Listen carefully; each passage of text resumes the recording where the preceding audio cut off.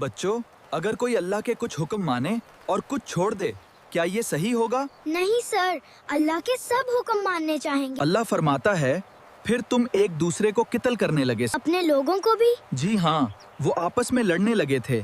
बच्चों, अल्लाह ने उन्हें मना किया था कि आपस में जुल्म ना करो, लेकिन कुछ लोग अल्लाह का हुक्म भूल गए ओह, इसीलिए लड़ाई हुई। और वो अपने लोगों को घरों से भी निकालते थे। घर छोड़ना बहुत मुश्किल होता होगा। जी हाँ बच्चों, घर सुकून की जगह होता है।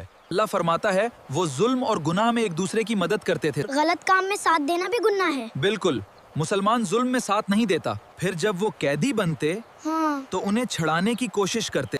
फिर पहले जुल्म क्यों करते थे? यही तो गलती थी। वो कुछ हुक्म मानते थे और कुछ छोड़ देते थे। यानी हादा दीन नहीं मानना चाहिए। जी हाँ, मिसालन अगर कोई नमाज पढ़े लेकिन दूसरों को तकलीफ दे तो ये सही नहीं। इस्लाम अच्छा इखलाक भी सिखाता है। बच्चों, अल्लाह हमें सिखा रहा है, किसी पर जुल्म ना करो, लोगों को तकलीफ ना दो हम किसी को तकलीफ नहीं देंगे। और अल्लाह के सब हुक्म मानो, सिर्फ कुछ बातें नहीं, पूरा दीन। हम पूरे इस्लाम पर अमल करेंगे।